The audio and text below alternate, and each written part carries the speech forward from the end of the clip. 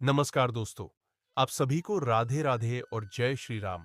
आपका हमारी इस नई वीडियो में स्वागत है। आज की इस वीडियो में हम बात करेंगे आने वाली बैसाख पूर्णिमा के बारे में। तो आइए शुरू करते हैं। दोस्तों, अगर आपने अभी तक हमारे इस नए सनातनी चैनल को सब्सक्राइब नहीं किया, तो जरूर कर ले। आपका हमसे जुड़ना हमारे लिए एक बड़ा मोटिवेशन होता है। आइए वीडियो शुरू करते हैं साथियों। क्या आप जानते हैं कि हिंदू कैलेंडर में एक खास दिन होता है जो आध्यात्मिक विकास और गर्मी के आगमन दोनों का जश्न मनाता है? बिल्कुल सही, यह वैशाख पूर्णिमा है। यह दिन सिर्फ कैलेंडर का चिन्ह नहीं है, बल्कि दुनिया भर में लाखों लोगों के लिए इसका गहरा महत्व है। आज हम वैशाख पूर्णिमा के महत्व, इससे जुड़े अनुष्ठानों और पूजा विधि और आपको इसे अपनी आध्यात्मिक यात्रा का हिस्सा क्यों बनाना चाहिए, इस पर चर्चा करेंगे। तो क्या आप इस खास दिन को मनाने के लिए तैयार हैं? आइए सबसे पहले यह समझे कि वैशाख पूर्णिमा क्या है। वैशाख पूर्णिमा वैशाख महीने की पूर्णिमा के दिन पड़ती है, जो आमतौर पर ग्रेगोरियन कैलेंडर में अप्रैल मई के महीने में होती है। हिंदू धर्म में पूर्णिमा का विशेष महत्व होता है। वैशाख मास की पूर्णिमा 12 मई सोमवार को पड़ रही है। बौद्ध धर्म ग्रंथों के अनुसार वैशाख पूर्णिमा के दिन भगवान बुद्ध का जन्म हुआ था। इस वजह से वैशाख मास की पूर्णिमा का महत्व और बढ़ जाता है। इस दिन भगवान बुद्ध का धरती पर अवतरण होने के कारण इसे बुद्ध पूर्णिमा के नाम से भी जाना जाता है। अब जानते हैं वैशाख पूर्णिमा 2025 शुभ मुहूर्त के बारे में। वैशाख पूर्णिमा 12 मई सोमवार को है। पूर्णिमा तिथि का प्रारंभ 11 मई 2025 को रात 8:01 से शुरू होकर पूर्णिमा तिथि की समाप्त 12 मई 2025 को रात 10:25 तक रहेगी। वैशाख पूर्णिमा व्रत 12 मई सोमवार को रखा जाएगा। यह आध्यात्मिकता, अनुष्ठानों और सामुदायिक समारोहों से जुड़े होने के कारण पहचाना जाने वाला दिन है। लेकिन इस दिन को इतना महत्वपूर्ण क्या बनाता है? यह त्योहार हिंदू पौराणिक कथाओं में कई किंवदंतियों से जुड़ा हुआ है। कई लोगों का मानना है कि यह वह दिन है जब भगवान बुद्ध का जन्म हुआ, उन्हें ज्ञान की प्राप्ति हुई और वे इस दिन दुनिया से चले गए। इससे यह दिन बौद्ध धर्म के साथ साथ हिंदू धर्म के अनुयायियों के लिए भी अधिक महत्व रखता है। अब आइए इस दिन के पूजा विधि या अनुष्ठानों के बारे में बात करते हैं। पहला कदम है जल्दी उठना, आदर्श रूप से सूर्योदय से पहले। इस समय को किसी भी पूजा करने के लिए शुभ माना जाता है। अगले, किसी पवित्र स्नान के लिए जाना चाहिए। पानी कई धर्मों में शुद्धता का प्रतीक है, इसलिए किसी भी पूजा से पहले स्नान करना शरीर और मन को साफ करने में मदद करता है। वैशाख पूर्णिमा के दिन किसी पवित्र नदी या घर पर ही जल में 2 बूंद गंगाजल डालकर स्नान करें। एक बार जब आप साफ हो जाए, तो अपने पूजा स्थान को तैयार करने का समय है। अपने घर में एक साफ, शांत स्थान चुनें। आप अपने चुने हुए देवताओं की तस्वीरों या मूर्तियों के साथ एक छोटा वेदी स्थापित कर सकते हैं।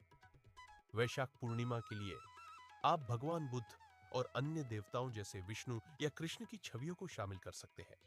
घर के मंदिर को पूरी तरह साफ करके गंगाजल छिड़के, सभी देवी देवताओं का आह्वान करें और प्रणाम करें। फिर अपनी पूजा सामग्री इकट्ठा करें। आपको फूल, फल, एक दिया, दीपक, अगरबत्ती और कुछ मिठाइयों की आवश्यकता होगी। प्रेम और भक्ति व्यक्त करने के लिए फूल चढ़ाए जाते हैं। फल बहुतायत और मिठास का प्रतीक है। एक बार जब आप सब कुछ तैयार कर ले, तो सकारात्मक ऊर्जा का स्वागत करने के लिए दिया और अगरबत्ती जलाएं। अब सबसे पहले भगवान विष्णु की तस्वीर, मूर्ति पर हल्दी से अभिषेक करें और उन्हें तुलसी अर्पित करें। भगवान विष्णु की हर पूजा में तुलसी अवश्य शामिल करें। भगवान विष्णु और माता लक्ष्मी की पूजा और आरती करें। पूजा के दौरान भगवान विष्णु को सात्विक चीजों का भोग लगाएं और स्वयं भी व्रत रखने का संकल्प लें। इस व्रत में चंद्रमा की पूजा का सबसे अधिक महत्व है, इसलिए रात में चंद्रमा के उदय होने के बाद चंद्रमा को जल अर्पित करें और व्रत खोलें। कुछ समय ध्यान करने या चुपचाप बैठकर अपने विचारों और भावनाओं पर विचार करने के लिए निकालें। जब आप जुड़े हुए महसूस करें, तो आरती करने का समय होता है। दिया को मूर्तियों के चारों ओर ले जाएं और एक भक्ति गीत गाएं। यह अंधकार पर प्रकाश की विजय का प्रतीक है। एक बार पूजा पूरी होने के बाद प्रसाद या पूजा के दौरान किए गए अर्पणों को वितरित करना प्रथा है। परिवार या दोस्तों के साथ प्रसाद साझा करना सामुदायिक भावना और प्यार को बढ़ावा देता है। आइए अब हम और आप मिलकर बैसाख पूर्णिमा की कथा को पढ़ते और सुनते हैं।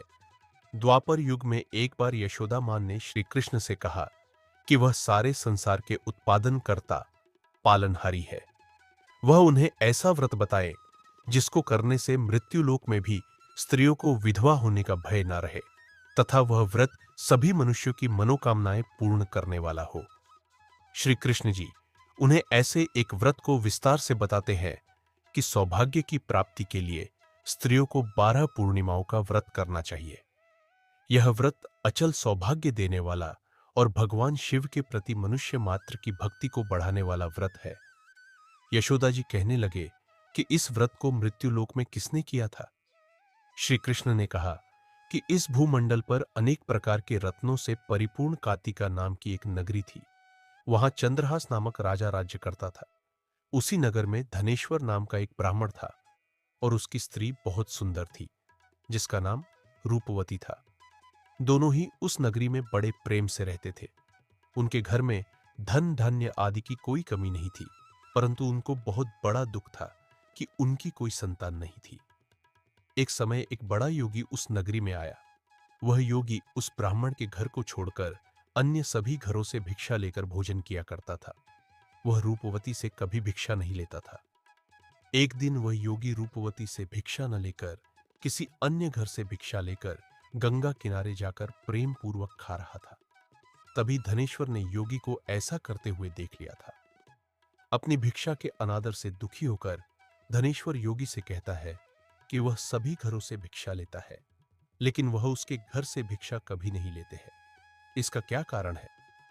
योगी ने कहा कि निसंतान के घर की भीख पतितों के अन्न के समान होती है और जो पतितों का अन्न खाता है वह भी पतित हो जाता है।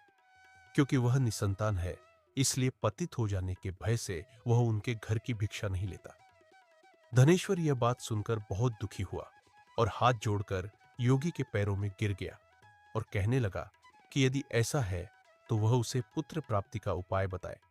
वह सब कुछ जानने वाले हैं, वह उस पर अवश्य कृपा करे। धन की उसके घर कोई कमी नहीं है, लेकिन कोई संतान न होने के कारण वह बहुत दुखी रहता है। वह उसके इस दुख का हरण करे। यह सुनकर योगी कहने लगे कि उन्हें चंडी की आराधना करनी चाहिए। घर आकर उसने अपनी स्त्री से पूरी बात कहकर स्वयं वन में चला गया। वहां उसने चंडी की उपासना करनी शुरू कर दी और उपवास भी किया। चंडी ने 16वें दिन उसको स्वप्न में दर्शन दिया और कहा कि उसके यहां पुत्र होगा, परंतु वह 16 वर्ष की आयु में ही उसकी मृत्यु हो जाएगी। यदि वह दोनों स्त्री पुरुष 12 पूर्णिमाओं का व्रत विधि पूर्वक करेंगे तो वह दीर्घायु हो जाएगा। जितनी उनकी सामर्थ्य है, आटे के दिए बनाकर शिव जी भगवान का पूजन करना, परंतु पूर्णिमा के व्रत 12वें होने चाहिए। प्रातःकाल होने पर इस स्थान के समीप एक आम का वृक्ष दिखाई देगा। उस वृक्ष पर चढ़कर फल तोड़कर शीघ्र उसे अपने घर चले जाना और अपनी स्त्री को सारा वृत्तांत बताना। ऋतु स्नान करने के बाद वे स्वच्छ होकर श्री शंकर भगवान का ध्यान करके उस फल को खा ले। तब शंकर भगवान की कृपा से वह गर्भवती हो जाएगी। जब वह ब्राह्मण प्रातःकाल उठा तो उसने एक स्थान के पास ही आम का वृक्ष देखा जिस पर बहुत सुंदर आम का फल लगा हुआ था। उस ब्राह्मण ने आम के वृक्ष पर चढ़कर फल को तोड़ने का प्रयास किया, परंतु वृक्ष पर कई बार कोशिश करने पर भी वह चढ़ नहीं पाया। तब उस ब्राह्मण को बहुत चिंता हुई और वह विघ्न विनाशक श्री गणेश भगवान जी की वंदना करने लगा। वह उस पर कृपा करके इतनी शक्ति दे कि वह अपनी मनोरथ को पूरा कर सके। इस प्रकार गणेश जी की प्रार्थना करने पर उनकी कृपा से धनेश्वर वृक्ष पर चढ़ गया और उसने सुंदर आम के फल को तोड़ लिया। उस धनेश्वर ब्राह्मण ने जल्दी से घर जाकर अपनी स्त्री को वह फल दे दिया और उसकी स्त्री ने अपने पति के कहे अनुसार उस फल को खा लिया और वह गर्भवती हो गई। देवी जी की असीम कृपा से एक अत्यंत सुंदर पुत्र उत्पन्न हुआ जिसका नाम उन्होंने देवीदास रखा। बालक शुक्ल पक्ष के चंद्रमा की भांति अपने पिता के घर में बड़ा होने लगा। भगवान की कृपा से वह बालक बहुत ही सुंदर, सुशील, विद्या पढ़ने में बहुत ही निपुण हो गया। दुर्गा जी की आज्ञा अनुसार उसकी माता ने 32 पूर्णमासी का व्रत रखना आरंभ कर दिया, जिससे उसका पुत्र बड़ी आयु वाला हो जाए। 16वां वर्ष लगते ही देवीदास के माता पिता को बहुत चिंता हो गई कि कहीं उनके पुत्र की इस वर्ष मृत्यु ना हो जाए। उन्होंने अपने मन में विचार किया कि यदि यह दुर्घटना उनके सामने हो गई तो वह कैसे सहन करेंगे। इसलिए उन्होंने देवीदास के मामा को बुलाया और कहा कि उनकी एक बहुत बड़ी इच्छा है। देवीदास 1 वर्ष तक काशी में जाकर विद्या का अध्ययन करे और उसको अकेला भी नहीं छोड़ना चाहिए, इसलिए वह साथ चले जाए और 1 वर्ष के बाद इसे वापस ले आना। तब सारा प्रबंध करके उनके माता पिता ने देवीदास को एक घोड़े पर बैठाकर उसके मामा के साथ ही भेज दिया, परंतु यह बात उन्होंने मामा या किसी और को नहीं बताई। धनेश्वर ने अपनी पत्नी के साथ माता भगवती के सामने मंगल कामना तथा दीर्घायु के लिए भगवती की आराधना और पूर्णमासियों का व्रत करना आरंभ कर दिया। इस प्रकार बराबर 32 पूर्णमासी के व्रत को उन्होंने पूरा किया। कुछ समय के बाद एक दिन वह दोनों मामा और भांजा रात बिताने के लिए एक गांव में ठहरे थे। वहां पर एक ब्राह्मण के सुंदर लड़की का विवाह होने वाला था, जहां बारात रुकी हुई थी। इसके बाद लड़की देवीदास के साथ विवाह करने के लिए कहती है, लेकिन देवीदास अपनी आयु के बारे में बताता है और कहता है कि उसकी आयु बहुत कम है। लड़की ने कहा कि जो गति उनकी होगी वही उसकी होगी। इसके बाद देवीदास और उसकी पत्नी दोनों ने भोजन किया। सुबह देवीदास ने अपनी पत्नी को 3 नगों से जड़ी हुई एक अंगूठी, रुमाल दिया। बोला, उसका मरण और जीवन देखने के लिए एक पुष्प वाटिका बना ले, और यह भी कहा कि जिस समय और जिस दिन उसका प्राणों का अंत होगा, यह फूल सूख जाएंगे, और जब यह फिर से हरे हो जाए तो जान लेना कि वह जीवित है। भगवान श्री कृष्ण कहते हैं कि इस प्रकार देवीदास काशी विद्या अध्ययन के लिए चला गया।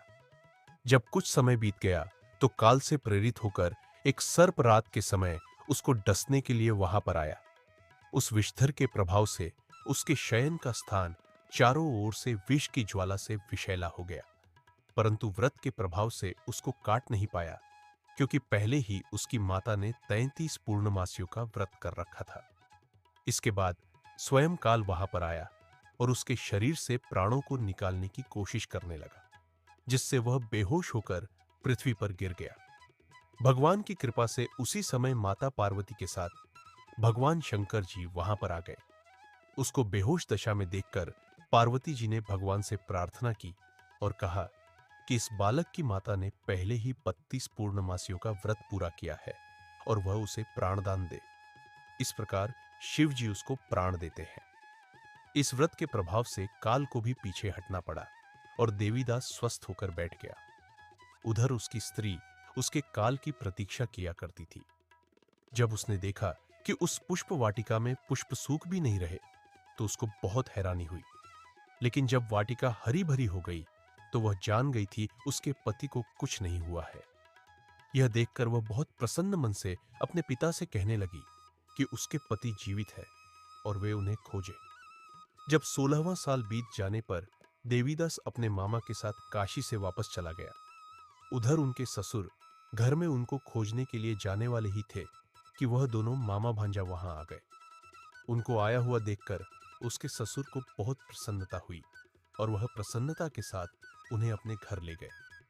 उस समय नगर के निवासी भी वहां इकट्ठे हो गए और कन्या ने भी लड़कों को पहचान लिया था। कुछ दिन बाद देवीदास अपनी पत्नी और मामा के साथ बहुत से उपहार लेकर अपने नगर में चले गए। वह अपने गांव के निकट पहुंच गए तो कई लोगों ने उसको देखकर उसके माता पिता को पहले ही खबर दे दी कि उनका पुत्र देवीदास अपनी पत्नी और मामा के साथ आ रहा है। ऐसा सुनकर उनके माता पिता बहुत ही खुश हुए थे। पुत्र और पुत्रवधू के आने की खुशी में धनेश्वर ने बहुत बड़ा उत्सव मनाया। तब श्री कृष्ण जी कहते हैं कि धनेश्वर 12 पूर्णमासी के प्रभाव से पुत्रवान हुआ। जो व्यक्ति इस व्रत को करते हैं जन्म जन्मांतर के पापों से छुटकारा प्राप्त कर लेते हैं।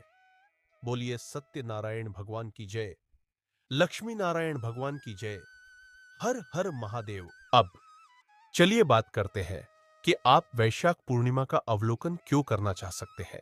यह दिन केवल अनुष्ठानों के बारे में नहीं है, यह स्वयं हमारे समुदाय और ब्रह्मांड से जुड़ाव के बारे में है। इन परंपराओं में भाग लेना आपको स्थिरता का अनुभव करा सकता है, खासकर जब समय अस्त व्यस्त हो। इसके अलावा वैशाख पूर्णिमा शाकाहार को बढ़ावा देती है, जो सभी जीवों के प्रति दया का प्रचार करती है। इस दिन को मनाकर आप अपनी आध्यात्मिक यात्रा और व्यक्तिगत विकास पर विचार कर सकते हैं। क्या आप अभी भी प्रेरित महसूस कर रहे हैं? आपसे सुनने के लिए एक पल लें। क्या आपने पहले वैशाख पूर्णिमा मनाई है? या हो सकता है कि यह आपका पहला अनुभव हो। नीचे टिप्पणी में अपने किस्से साझा करने या प्रश्न पूछने के लिए स्वतंत्र महसूस करें। अब जब हमने इस दिन के सार को समझ लिया है, चले इसके कुछ कम झात प्रथाओं में गहराई में जाएं। कई लोग इस दिन उपवास का पालन करते हैं। उपवास का मतलब केवल भोजन से दूर रहना नहीं है, यह आपके शरीर को डिटॉक्सिफाई करने और आपके मन को साफ करने के बारे में है। एक साधारण पानी का उपवास अक्सर सलाह दी जाती है, लेकिन कुछ फल खाने या सरल भोजन करने को प्राथमिकता देते हैं। आखिरकार लक्ष्य पूरे दिन आध्यात्मिक रूप से केंद्रित रहना है। सनातन धर्म के अनुसार वैशाख पूर्णिमा के दिन भगवान विष्णु की पूजा की जाती है। इस दिन सोमवार पड़ने के कारण भगवान विष्णु की पूजा का विशेष फल मिलेगा। बौद्ध धर्म को मानने वाले इस दिन भगवान बुद्ध की जयंती धूमधाम से मनाते हैं। जगह जगह प्रकाशोत्सव मनाया जाता है। भगवान बुद्ध की शिक्षाओं को आत्मसात कर उनके प्रति सच्ची श्रद्धा रखी जाती है। इस दिन मान्यता है कि अगर भगवान बुद्ध की शिक्षाओं पर ध्यान दिया जाए तो मनुष्य के सांसारिक कष्ट कम हो जाते हैं, उनका मन शुद्ध हो जाता है। वैशाख पूर्णिमा के दिन व्रत रखने, ब्राह्मणों को भोजन कराने और दान देने का भी विशेष महत्व है। इसके अलावा वैशाख पूर्णिमा पर सामुदायिक कार्यक्रमों में भाग लेना आपके अनुभव को बढ़ा सकता है। स्थानीय मंदिर या सामुदायिक केंद्र अक्सर विशेष कार्यक्रमों का आयोजन करते हैं, जिसमें ध्यान सत्र, जप और सामुदायिक भोजन शामिल होते हैं। इन कार्यक्रमों में भाग लेने से आप इस महत्वपूर्ण दिन की गहरी समझ और सराहना कर सकते हैं। समान विचारधारा वाले व्यक्तियों के साथ समय बिताकर आप बिलोंगिंग और प्रेम का अनुभव करते हैं। निष्कर्ष के रूप में आपके पास वैशाख पूर्णिमा का महत्व और इसके साथ जुड़े पूजा विधि के बारे में जानकारी है। इसकी जड़ों को समझने से लेकर इसके अनुष्ठानों में भाग लेने तक, यह दिन आपके आध्यात्मिक जीवन का एक महत्वपूर्ण हिस्सा बन सकता है। यदि आपको आज की चर्चा में कुछ मूल्य मिला है, तो इस तरह की अधिक सामग्री के लिए लाइक, शेयर और सब्सक्राइब करना न भूलें। और नीचे वैशाख पूर्णिमा के बारे में अपने विचारों को टिप्पणी करना न भूलें। आपके अनुभव किसी और को इस खूबसूरत उत्सव को अपनाने के लिए प्रेरित कर सकते हैं। आज हमारे साथ जुड़ने के लिए धन्यवाद, और हम आशा करते हैं कि आपका वैशाख पूर्णिमा आध्यात्मिक रूप से समृद्ध हो। हमारे साथ आज जुड़ने के लिए धन्यवाद, और हम आशा करते हैं कि आपका वैशाख पूर्णिमा आध्यात्मिक रूप से समृद्ध हो। बोलिए सत्यनारायण भगवान की जय, लक्ष्मी नारायण भगवान की जय। हर हर महादेव।